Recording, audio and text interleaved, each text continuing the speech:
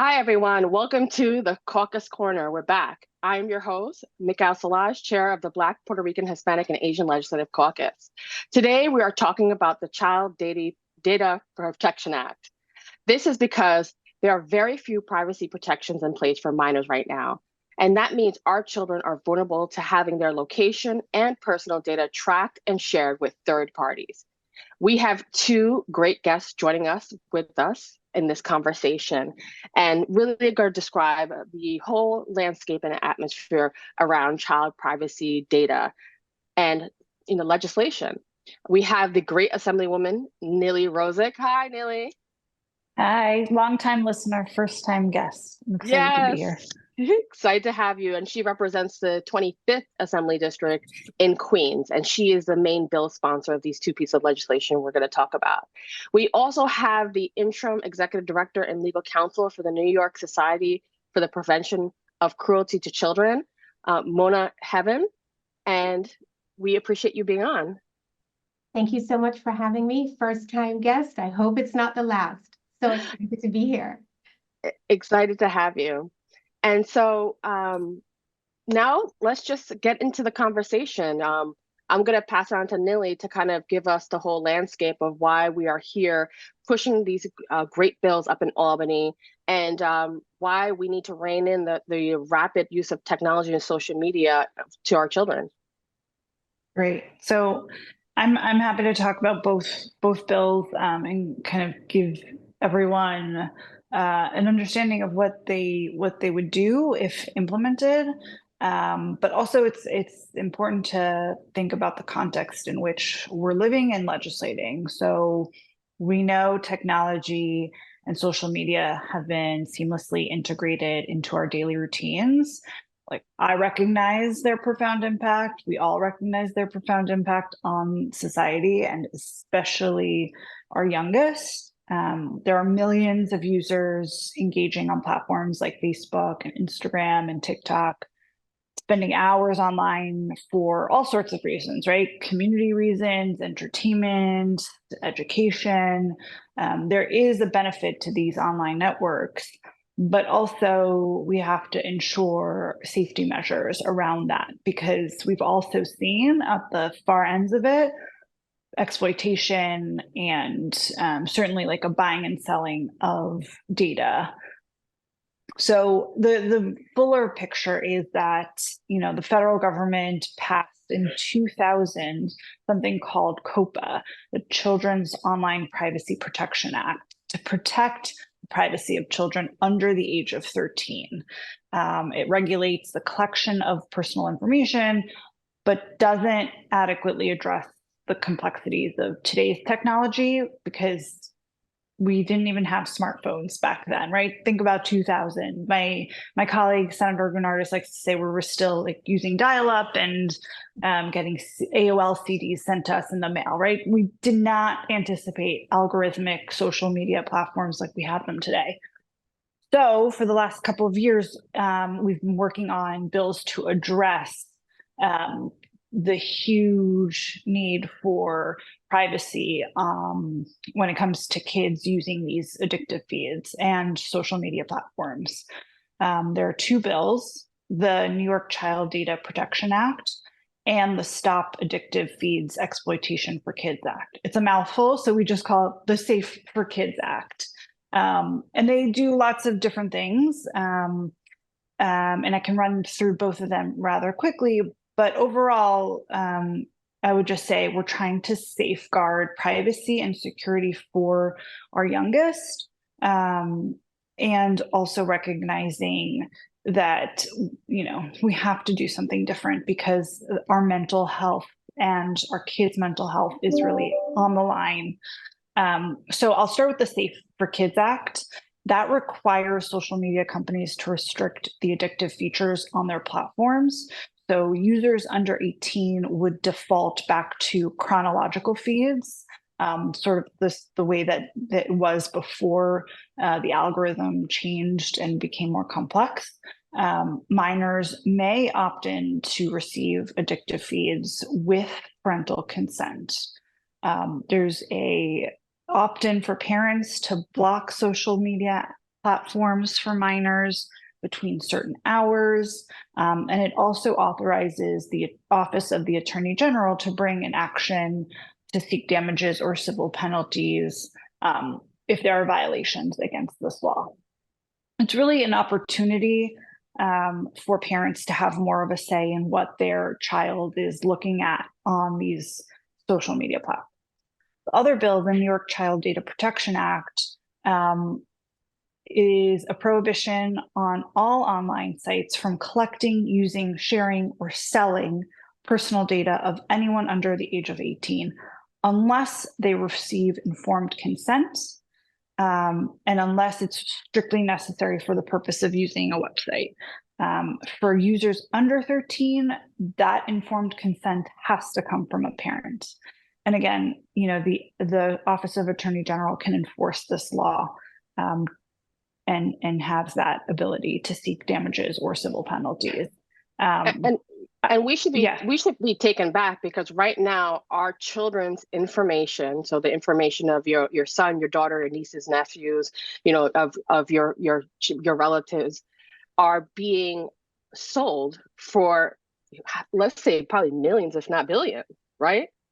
Yeah, and last year there was a study that came out that estimated that information that's being bought and sold and traded actually came out to $11 billion in profits for these social media companies. That's 11 billion with a B. Literally, our kids are being sold. And Mona, could you tell us, what can we do to really stop this? And how are you interfacing with this topic? Oh, thank you so much. Look, the NYS PCC is very old. We are pushing 150 years next year. And we've seen all forms of abuse, neglect, our children who are the society's most vulnerable.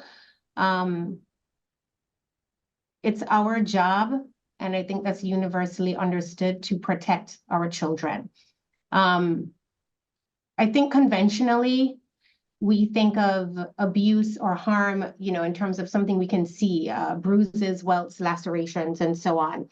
But in the digital age, things have changed. And what we need to do is to make sure that our laws are reflecting ways that we're all responsible, right?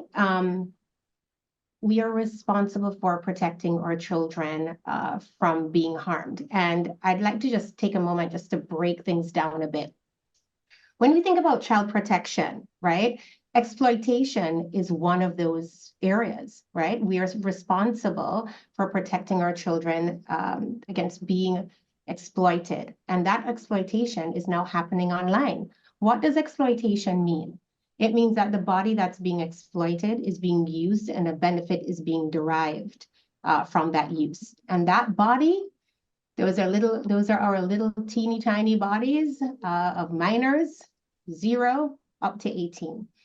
And what we need to do is pay attention to what is happening. If you think about it, in no other capacity in our lives do we walk around giving away our personal information of our own children without our consent. And the legislature has recognized, these two bills recognize that there is a vast difference between a 4-year-old, a 13-year-old, and a 15-year-old or an 18-year-old, and that civil liberties have a space. And basically, these two bills take those considerations into account and come out with a balanced remedy. The bottom line is our children's information, it's being collected, manipulated, sold to a third party for marketing purposes where they can then be profiled. We're basically selling our children's, our most vulnerable souls that we have in this state. They're being monetized online, and we need to pay attention and put a change to that. I would like to add one more thing. From our perspective at the NYS PCC, we deal with the city's most abused and neglected children. So that's a subset of the state's population that are already walking around with multiple traumas, right? And so we are confident in what we've done to and what we do every day to heal this subset of the population, but it's up to the legislature and us to make sure that all children are protected. And this subset of children absolutely should be included in the thinking of how valuable these bills are. Because can you imagine having multiple traumas, even as a child, and then when you go online, there is no protection either. And that's where the Safe for Kids Act and the New York Child Data Protection Act really does champion the cause of really putting in safeguards for all children. I mean, it's no big surprise, but it's worth repeating that online harm for kids cuts across all sectors, right? It doesn't matter your political affiliation. It doesn't matter which borough you live in. If there's a device, if there's any form of connectivity, your child is exposed to these predatory practices, and we need to end it. And the data is clear. The time is now. We need to move forward. And so, right now we see, and, we're a caucus that is, amalgamation of communities of color.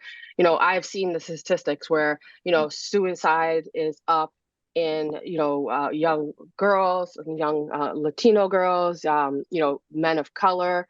And so, we're seeing all these metrics. And for me, I personally support these bills because we need to ensure that we're protecting our young people. And, as a parent, we can't always be there. We can't 100% monitor everything that they do, but we can ensure that we're creating an environment where they can use the internet while having protections. So I know, I saw an article today that some of these big tech companies are pushing back. How can we as New Yorkers push back and ensure that this piece of legislation moves forward? I think we need to spread the word at all levels. This needs to be a part of our conversations with our colleagues, with our peers at the dinner table, because it's actually in every home, right?